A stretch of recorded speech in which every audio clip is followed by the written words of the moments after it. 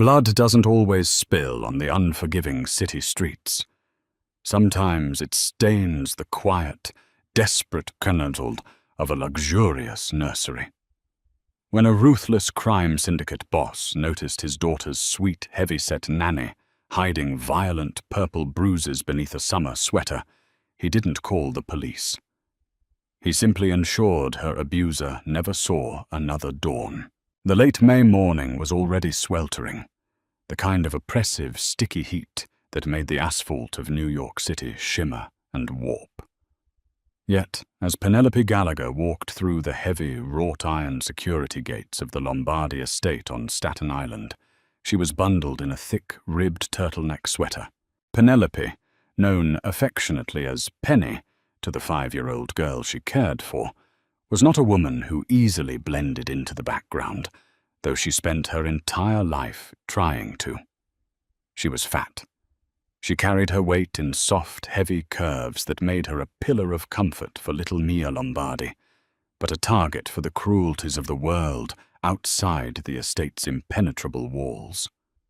She wore a size 22, and for the past 3 years, her boyfriend, Bradley Jenkins, had made sure she apologized for every single pound of it.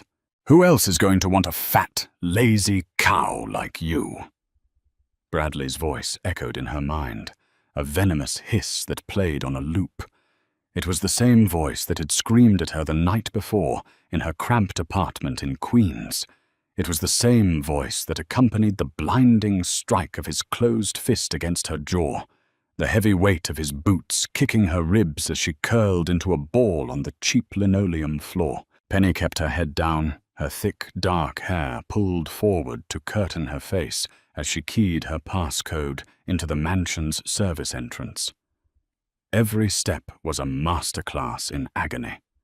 Her ribs screamed in protest, and the skin along her jawline throbbed with a hot, rhythmic pulse. She just had to make it through the day. She just had to smile for Mia. Inside the sprawling, marble-floored kitchen, Matteo Lombardi sat at the head of a custom-built mahogany island, an espresso in one hand and a burner phone in the other.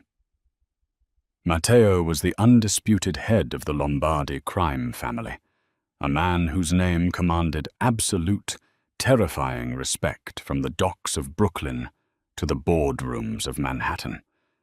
He was a man built of sharp edges and cold calculations, wearing a tailored charcoal suit that hid the tattoos of a violent, bloody past.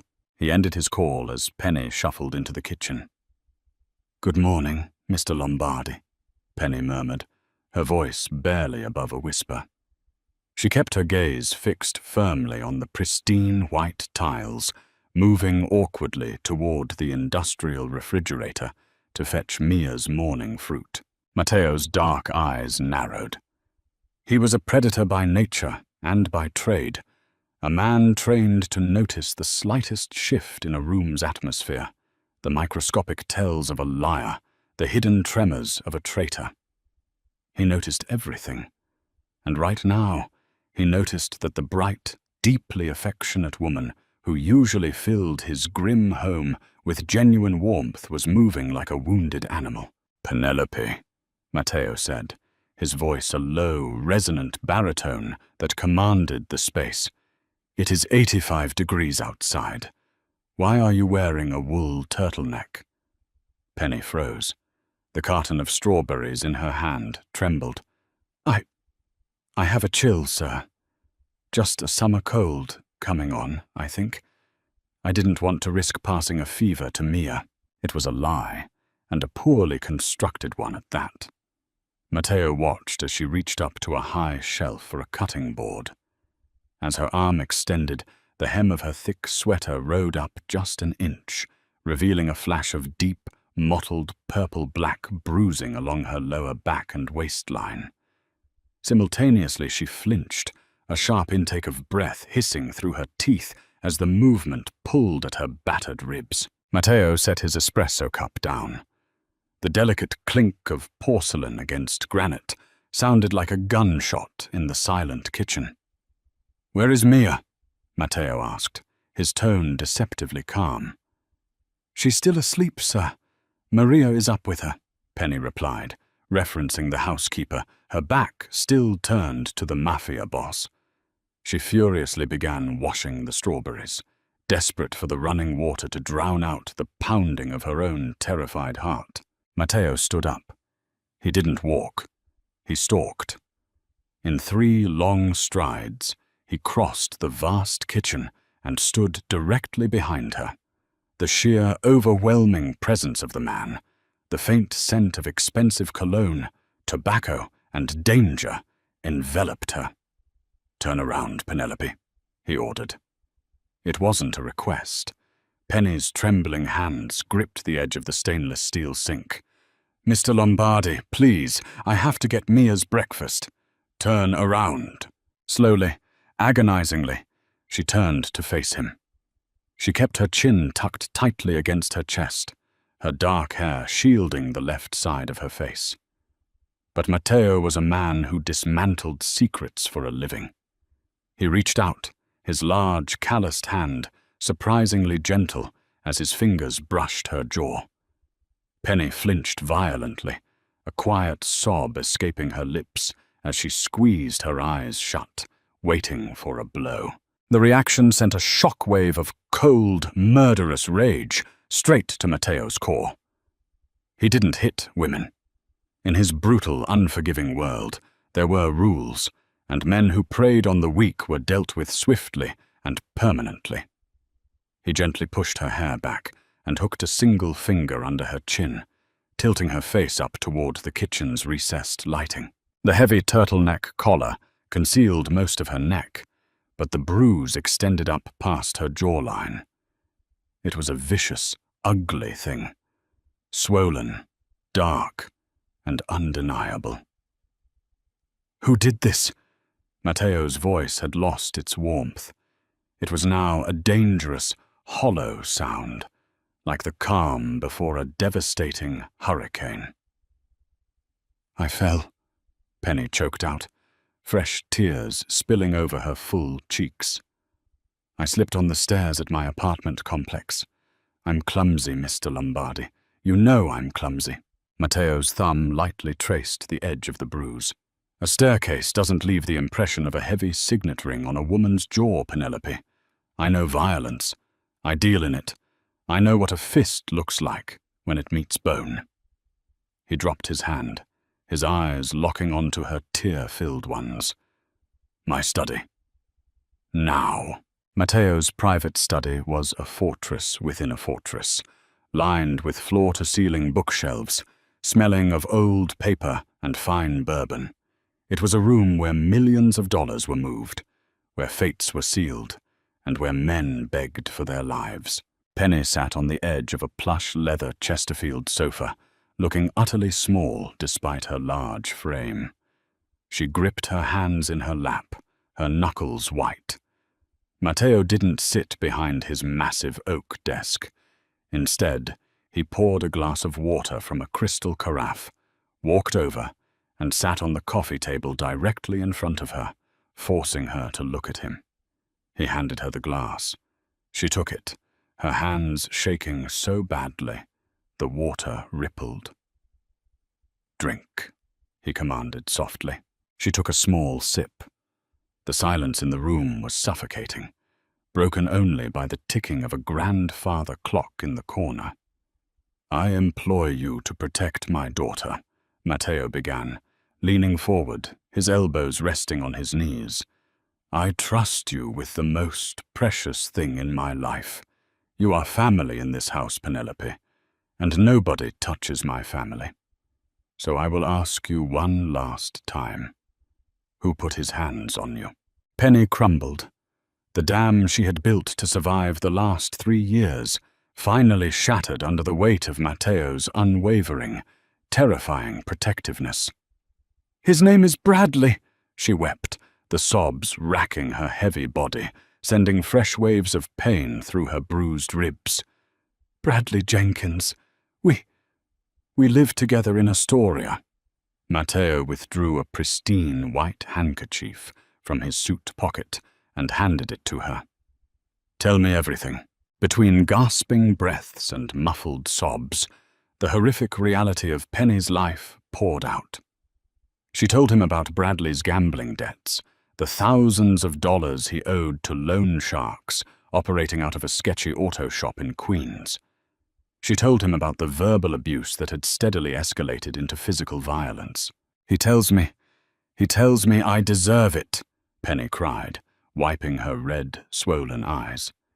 She looked down at her own body with profound disgust, a product of years of psychological torture. He says, "Look at me. I'm a mess. I'm fat. I'm repulsive. He says I'm lucky he even looks at me, because nobody else in their right mind would ever want a fat pig like me. I pay the rent, Mr. Lombardi. I buy the groceries. But yesterday, I refused to give him my paycheck to cover a bad poker debt, and She couldn't finish the sentence. She didn't need to. Matteo reached forward and gently pulled down the high collar of the turtleneck. Penny gasped, but didn't pull away. Beneath the wool, her neck was ringed with dark, terrifying finger marks. Bradley had choked her. A deadly, icy calm settled over Matteo. He looked at this beautiful, deeply compassionate woman, a woman who spent hours baking cookies with his daughter, who sang Mia to sleep when she had nightmares, who brought a profound, radiant light into the dark halls of the Lombardi estate, and saw her spirit completely crushed by a pathetic, worthless coward. Penny's weight wasn't a flaw to Matteo. He saw her as a classical portrait, all soft edges and warmth, a stark, necessary contrast to the sharp, blood-soaked angles of his own life. The fact that a man was using her physical insecurities as a weapon to break her mind and batter her body ignited a fury inside the Mafia boss that threatened to burn the entire city down. "He is wrong," Matteo said. His voice was a low, intense rumble that vibrated in the quiet room. "You are not repulsive, Penelope. You are beautiful. You have a heart of gold, and you are the center of my daughter's world. This man is a parasite." Penny looked up, stunned by the sincerity in his dark, lethal eyes. "Mr. Lombardi, please, you can't involve yourself. He's crazy. He said if I ever left him, he would find me. He said he would hurt Mia to get back at me." The temperature in the room seemed to drop 10 degrees. Matteo's jaw locked. The muscles in his neck jumped. "He threatened my daughter?" Matteo asked, his voice now a deadly whisper. Penny nodded frantically. "Yes. That's why I came to work. I had to make sure Mia was safe. Please don't do anything that will make him angry. I'll handle it. I'll give him the money tonight." Matteo stood up slowly. He smoothed the front of his tailored suit jacket, his expression completely unreadable. "You will not be returning to Astoria tonight, Penelope," Matteo stated with finality. "In fact, you will never return to that apartment. You will move into the guest suite in the east wing of this estate. Maria will arrange for a discreet shopper to purchase you a new wardrobe. You will lack for nothing." "But Bradley Jenkins is no longer your concern," Matteo interrupted, walking over to his desk. He picked up his secure phone and pressed a single speed dial button. Penny stood up, wincing as her ribs flared. "What are you going to do?" Matteo looked at her, his dark eyes devoid of any mercy for the man who had laid hands on her. He brought the phone to his ear. "Enzo," Matteo spoke into the receiver. He was addressing his most trusted lieutenant, a man known in the underworld as the ghost who cleaned up the Lombardi family's messes. "I have a pest control issue.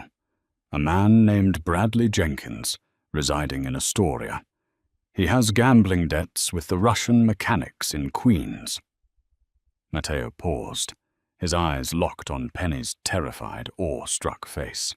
"Yes," Matteo continued softly. He has overstepped. Bring him to the warehouse at Santoro's meatpacking.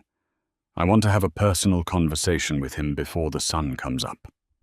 Matteo hung up the phone and walked back to Penny. He placed a warm, reassuring hand on her shoulder.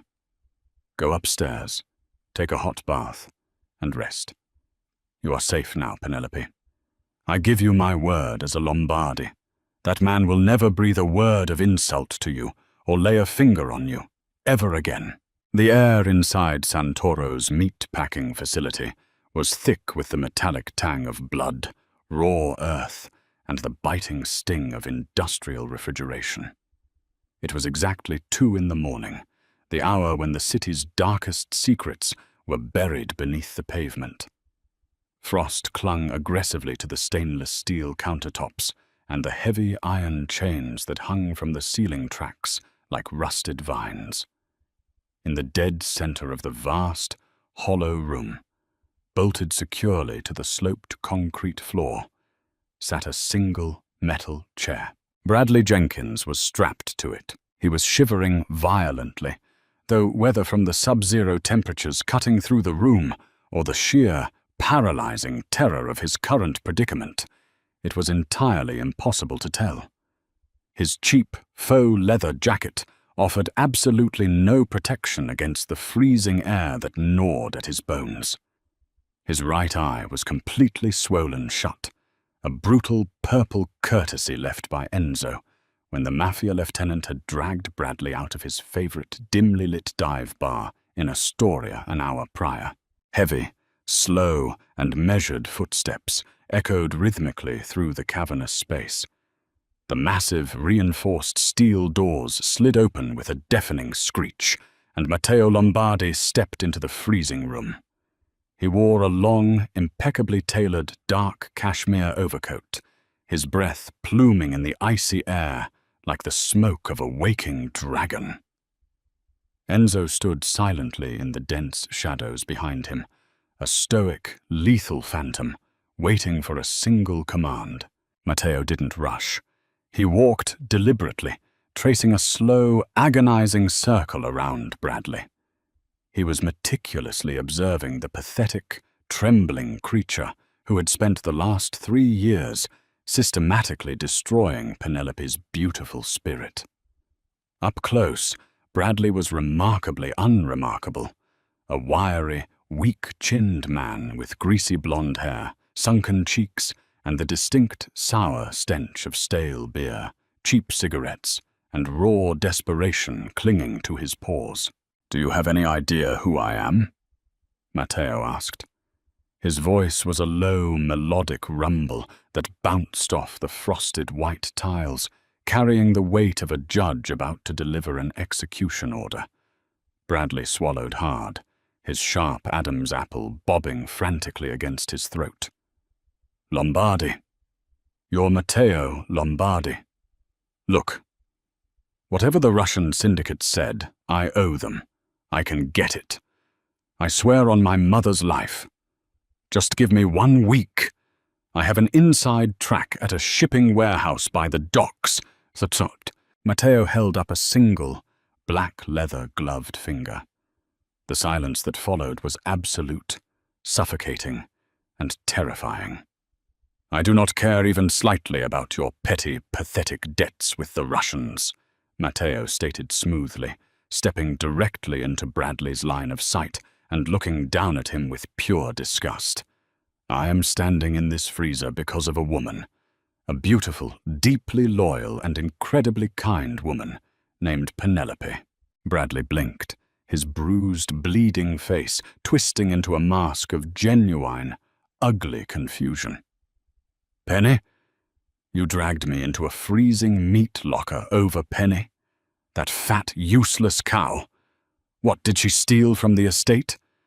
I always told her she was way too stupid and lazy to hold down a job in a place like yours. I'm the one who pays the rent." Matteo moved faster than the human eye could properly track. His gloved hand shot forward, seizing Bradley by the throat with the strength of a vice and violently slamming his head back against the hard metal rim of the chair. The dull, sickening thud of skull-meeting steel echoed sharply across the room. Bradley choked immediately, his legs kicking out wildly in a panic as Matteo's iron grip cut off his air supply entirely. "You will never speak her name again," Matteo whispered, leaning in so intimately close that Bradley could see the lethal, bottomless, dark void of his eyes. "You will not breathe the same air she breathes. You laid your filthy hands on her. You left ugly bruises on the precious woman who protects my only child. For that crime alone, I would have chained you to a cinder block and fed you to the harbor before midnight." Matteo abruptly released his grip, letting Bradley gasp violently for oxygen, spitting a thick wad of blood onto the frosted concrete floor between his cheap boots. "But," Matteo continued smoothly, casually withdrawing a pristine white linen handkerchief to wipe a speck of dust from his leather glove, "my associate Enzo here found something very interesting when he tossed your disgusting apartment tonight." Enzo stepped forward from the frigid shadows, tossing a cheap, cracked burner phone directly onto Bradley's lap. Bradley's good eye went wet, the remaining color draining completely from his already pale face, leaving him looking like a corpse. "You have a severe gambling problem, Bradley," Matteo said, beginning to pace slowly again, his heavy leather shoes clicking against the concrete. "And when the Russians threatened to shatter both of your kneecaps, you decided to find a highly lucrative new source of income. You sat in your car and watched Penelope blindly punch in the outer gate security codes to my private estate. You noted the exact shift changes of my armed guards when she innocently complained about the traffic on her evening commute. And then you reached out and tried to sell that highly sensitive information to the Moretti crime family." Bradley began to sob, a high, pathetic, whining sound that grated on Matteo's nerves. No, I swear to God, I was just talking big at the bar. I never gave them the final sequence of codes. Please, Mr. Lombardi, I was just trying to survive the week. They were going to kill me. You attempted to sell the safety of my blood, to pay for your miserable, degenerate habits," Matteo said, his voice dropping to a terrifying, deadly calm that froze the air faster than the refrigeration units. "You beat a helpless woman whose only crime was loving you, and you endangered my 5-year-old child's life. There is absolutely no universe, no reality, in which you walk out of this room alive." Bradley thrashed desperately against the thick plastic zip ties binding his wrists. Penny will wonder where I am. She loves me. She needs me. She can't function in the real world without me guiding her." Matteo stopped walking. A cold, incredibly dark smile touched the corners of his mouth. "Penelope is sleeping peacefully in a massive, king-sized bed in my east wing. She is surrounded by pure silk, warmth, and heavily armed men who would gladly take a bullet for her. By sunrise, she will have already begun to forget your unremarkable face. You were nothing but a bad nightmare, Bradley. And right now, it is finally time for you to wake up." Matteo turned his broad back on the sobbing, begging man, and began walking steadily toward the heavy steel doors. Without breaking his confident stride, he raised his right hand in the air and gave a single, dismissive flick of his wrist. "Enzo," Matteo called out coldly over his shoulder. "Make sure he doesn't leave a single trace. I want him entirely erased from the face of the earth." "Yes, boss," Enzo replied smoothly, stepping forward from the darkness and pulling a heavily suppressed firearm from the inside pocket of his jacket. The heavy steel doors slammed shut loudly behind Matteo, completely muffling the sudden, sharp, hollow sound that echoed within the freezer. The debt was officially paid in blood. The threat was neutralized. The dark shadow hanging over Penelope's life was gone forever. The very first rays of the dawn sun were just beginning to paint the jagged New York City skyline in brilliant strokes of gold, amber, and pale pink when Matteo Lombardi's black, heavily armored SUV rolled quietly back through the imposing wrought-iron gates of the Staten Island estate. The massive city across the water was waking up, entirely oblivious to the secret blood that kept its underground heart continuously beating. Inside the sprawling mansion, the air was warm, safe, and smelled faintly of brewing espresso and sweet vanilla. Matteo shed his heavy cashmere overcoat, handing it sullenly to a waiting security guard in the foyer, and walked directly down the marble corridor toward the East Wing. He desperately needed to see her. He needed to know with absolute certainty that the terror he had violently extinguished tonight had not left a permanent, ruinous stain on her gentle soul. He knocked softly on the heavy carved oak door of the luxurious guest suite. A tense moment later, the brass handle turned and the door creaked open. Penelope stood nervously in the doorway, wrapped tightly in a plush, oversized white cotton robe. Her dark, thick hair fell in soft, natural waves over her broad shoulders, and while her hazel eyes were slightly red from hours of crying, the paralyzing, suffocating fear that had gripped her yesterday was gone. In its place was a quiet, fragile exhaustion. "Mr. Lombardi," she whispered respectfully, stepping back slightly to let him enter the room. "Matteo," he corrected gently, stepping fully into the luxurious suite and closing the door behind him. "In this wing of the house, you will only call me Matteo." Penny nodded slowly, pulling the thick robe even tighter around her full, heavy figure, suddenly becoming hyper-aware of her body in his intense presence. Even in the complete safety of his home, the vicious ghost of Bradley's daily insults echoed loudly in her head. She felt entirely too big, too soft, and far too damaged for a place this pristine and perfect. "I couldn't sleep at all," Penny admitted quietly, wrapping her arms protectively around her round stomach. "I just kept waiting for my cell phone to ring. I kept waiting for him to show up at the front gates and demand I come home." Matteo walked slowly toward the massive bay window, looking out over the perfectly manicured green lawns glowing in the early morning light. "He is never coming here, Penelope. He is completely gone." Penny's breath hitched in her throat.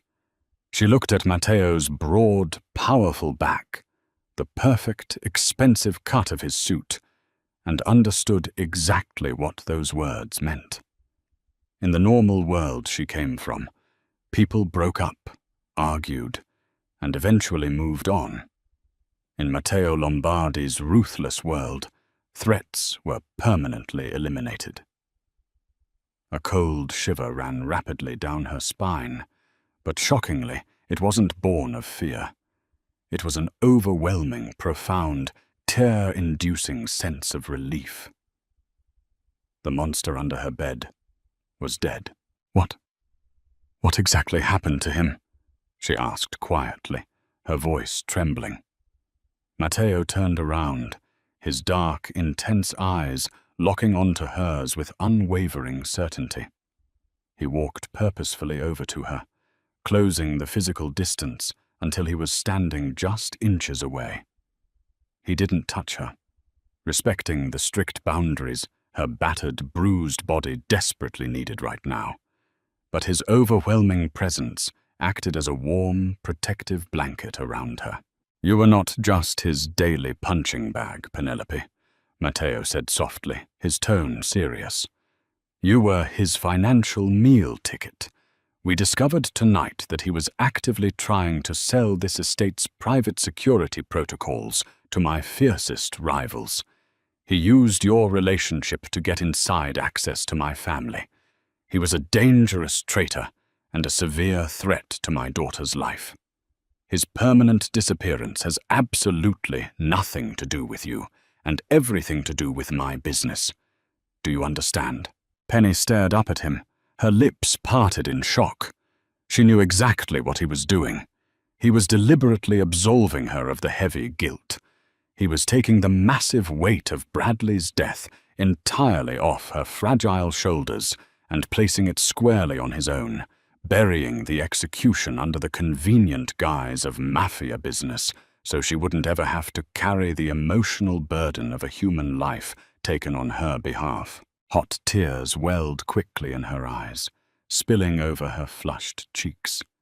He always told me I was completely useless, that I was far too fat and lazy for anyone to truly care about. I believed him, Matteo. I really believed I deserved the pain. Matteo's strong jaw tightened in anger at the memory of the dead man's words. He reached out slowly, his bare, calloused hand incredibly warm, as he gently cupped her soft, unbruised right cheek.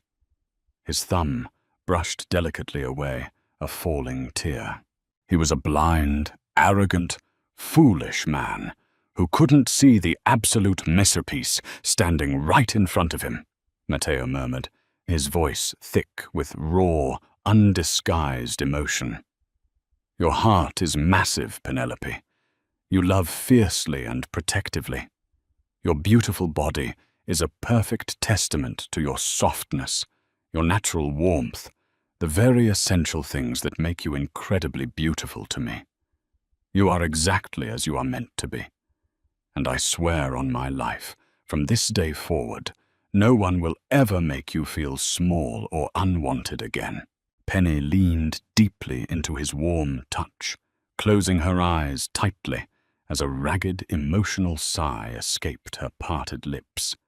For the very first time in her entire life, the heavy, soft curves she had always been strictly taught to hate and hide felt like they truly belonged. She was entirely safe. She was finally seen. "What happens to me now?" she asked, her voice trembling with a brand new, tentative, blooming hope. "Now," Matteo smiled, a genuine, breathtaking, rare expression that completely transformed his traditionally dangerous face into something striking. "Now, you get dressed in the beautiful clothes Maria bought for you. You come downstairs to the kitchen. We make blueberry pancakes for Mia. And you finally begin your new life. A life where you are heavily protected, deeply respected, and truly cherished by this family." Penny opened her hazel eyes and looked up at the ruthless Mafia boss who had happily burned down her personal hell and offered her a safe kingdom in its beautiful place. She wasn't just a chubby, insecure nanny anymore. She was a strong woman who had survived the dark night and confidently stepped into the brilliant dawn, hand in hand with the powerful devil who had saved her soul. "Blueberry pancakes sound absolutely wonderful," she smiled brightly, wiping her wet eyes. Matteo bowed his handsome head slightly, stepping back gracefully to give her the space she needed. "I will see you in the kitchen, Penelope." As he walked confidently out, closing the heavy oak door softly behind him, Penny turned slowly to face the massive gold-rimmed mirror in the bedroom.